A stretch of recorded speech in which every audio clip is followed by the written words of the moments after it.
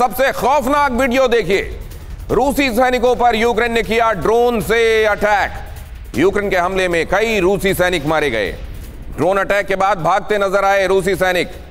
कई जगह ऐसी जहां ट्रेंच का सहारा है, खुदी हुई खंदकों का सहारा है, उन खंदकों में ही पोजीशन लेकर रशियन लड़ रहे हैं। और ये कई जगहों पर यूक्रेनियंस के लिए भी सच है। और इन खंदकों में, ट्रेंचेस में छिपे हुए सैनिकों को एरियल तरीके से ढूंढना, हवा में जाकर ड्रोन के जरिए ढूंढना और फिर वहां बॉम्ब ड्रॉप करके उस जगह को नष्ट करना और उन सैनिकों की उस पोजीशन को नष्ट करना, ये हम लगातार देख रहे हैं। और इसमें ये भयावह वीडियो आया है और ड्रोन के जरिए देखिए कैसे पूरा लैंडस्केप वॉर का बदलता जा रहा है, वो भी हम आपके सामने रख रहे हैं। और यहां हम दिखा रहे हैं आपको अलग अलग जगहों से आ रही चंद्रग्रहण की तस्वीरें जो थी, जो हमने आपके लिए जुटाई, वो हम आपको दिखा रहे हैं। साथ ही आपको ये दिखा रहे हैं कि मोक्ष के बाद अब चंद्रमा कैसा दिखाई दे रहा है। और ये भी चर्चा कर रहे हैं कि क्या मौजूदा दुश्वारियों से दुनिया को निजात मिलेगी, दुनिया को भी इन दुश्वारियों से मोक्ष मिलेगा, या अभी वो नौबत दूर दिखाई दे रही है। कम से कम हमारे यहाँ राजेश्वर शास्त्री जो हैं, उन्होंने एक डेडलाइन दी है 2023। उसके बाद वो कह रहे हैं कि कंपैरेटिवली दुनिया को राहत महसूस होगी। क्या भावना जी ऐसी कोई डेडलाइन आप भी देखती हैं? देखिए, डेडलाइन तो नहीं, मैं लास्ट टाइम मैंने कहा था दैट रशिया के लिए 2023 जो है वो कहीं ना कहीं पे मुश्किल हालात पैदा करेगा। लेकिन हाँ, चंद्र ग्रहण के अगर मैं असर की बात करूं तो इसका वॉर के रूप में या फिर किसी बड़े विध्वंसक के रूप में मुझे नहीं दिखाई देता है। तो ये क्या धीरे धीरे आप समझती हैं कि ये जो तनाव, ये जो परेशानियां हैं दुनिया के सामने, ये कम होता जाएगा या ये बढ़ेगा? देखिए, चंद्र ग्रहण का असर की हम बात करें तो for 30 days, for a month इसका असर रहता है।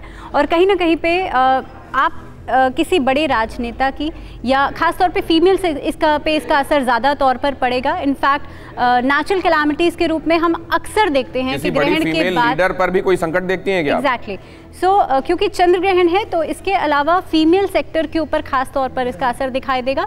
और नेचुरल कैलामिटीज, सूर्य ग्रहण भी तो हुआ है, तो उधर मेल सेक्टर पर भी असर होगा। नेचुरल कैलामिटीज़ के रूप में पानी से संबंधित कोई बड़ी घटना हो सकती है आने वाले दिनों में।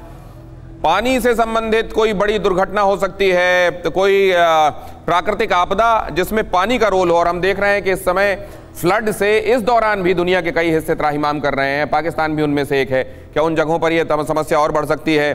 क्या कोई फीमेल बड़ी लीडर, उसको लेकर कोई अंदेशा दिखाई दे रहा है? क्या हमारे ज्योतिषियों को, यहाँ आप देख रहे हैं एरिजोना अमेरिका, ईस्टर्न ऑस्ट्रेलिया और हवाई से आई हुई तस्वीरें हम आपके सामने रख रहे हैं। वहाँ लगातार चंद्रमा की निगरानी हो रही है। वो जब ये छाया पड़ रही थी चंद्रमा पर, तब कैसा दिखाई दिया चंद्रमा, और अब छाया समाप्त होने के बाद चंद्रमा कैसा दिखाई दे रहा है, ये अध्ययन चल रहा है। ये जो मौके होते हैं, खासतौर से ग्रहण जैसे मौके, प्रजापति सर, ये साइंटिस्ट के लिए कितना बड़ा मौका होते हैं? क्या इन मौकों का भी आप लोगों को इंतजार होता है? जी देखिए, ये साल में ये कुछ 2, 3, 4 बार ही आती है इस प्रकार की घटनाएं। इसका सबसे बड़ा उपयोग जो ये कि मैं बताऊं कि जो पृथ्वी से चांद की जो दूरी है वो भी इस प्रकार के चंद्र ग्रहण के द्वारा ही देखी जा सकी है। हमने जो बात करते हैं कि गुरुत्वाकर्षण के द्वारा जो सूर्य की जो किरणें होती है वो भी बेंड होती हैं, तो ये भी आइंस्टाइन की थ्योरी को भी हमने सोलर इक्लिप्स या सूर्य ग्रहण के द्वारा जो है उसको प्रूव किया है। तो जो सैद्धांतिक जो है विज्ञान है, उसको कहीं ना कहीं सूर्य ग्रहण और चंद्र ग्रहण के द्वारा ही वैज्ञानिक रूप से जो है उसको मतलब ग्रहण ने ये बताया कि प्रकाश सरल रेखा में गमन नहीं करता, कई बार मुड़ता भी है। जी, जब सूर्य ग्रहण के दौरान ऐसा होता है। जी, आइंस्टाइन की ऐसा है कि जो चंद्र ग्रहण है वो शायद इतना इम्पोर्टेंट अभी नहीं रहा, क्योंकि उसके बारे में आदमी चांद पर पहुंच गया है, तो फर्स्ट हैंड इन्फॉर्मेशन जो है उसके सारी है। लेकिन सूर्य ग्रहण आज भी, पूर्ण सूर्य ग्रहण आज भी, सूरज का जो आभा मंडल है जिसको हम कोरोना कहते हैं, उसकी स्टडी के लिए बड़ा इम्पॉर्टेंट होता है साइंटिस्टों का। इसीलिए देखा होगा कि जहाँ बेल्ट ऑफ टोटलिटी होती है, पूरी दुनिया से जो साइंटिस्ट का जमावड़ा है वहाँ पे इकट्ठा होता है। और हमारा भारत भी इसमें लीड ले रहा है। हाँ। अभी भारत ने हाल ही में आदित्य L1 नाम का जो वहाँ पर सैटेलाइट भेजने का प्लान बनाया, तो वो सन का जो कोरोना है, सूर्य का जो कोरोना है, स्पेशली सोलर इक्लिप्स आभा मंडल जिसे हम, तो उस आभा मंडल का अध्ययन करेगा और सूर्य के और जो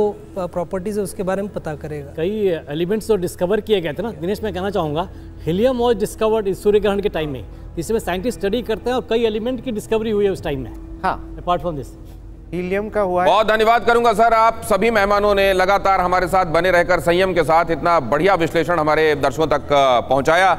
चंद्र ग्रहण, इसके मायने आज 8 नवंबर को 2016 के बाद आज 8 नवंबर एक बार फिर से बड़ी तारीख हो गई है। तब नोटबंदी और आज चंद्र ग्रहण। अब ये चंद्र ग्रहण, उस समय जो घटना हुई थी 8 नवंबर को, उसका असर बहुत दिनों तक दिखाई दिया था। इस बार इस घटना का असर कहां, कितना दिखाई देगा, इस बात का इंतजार रहेगा।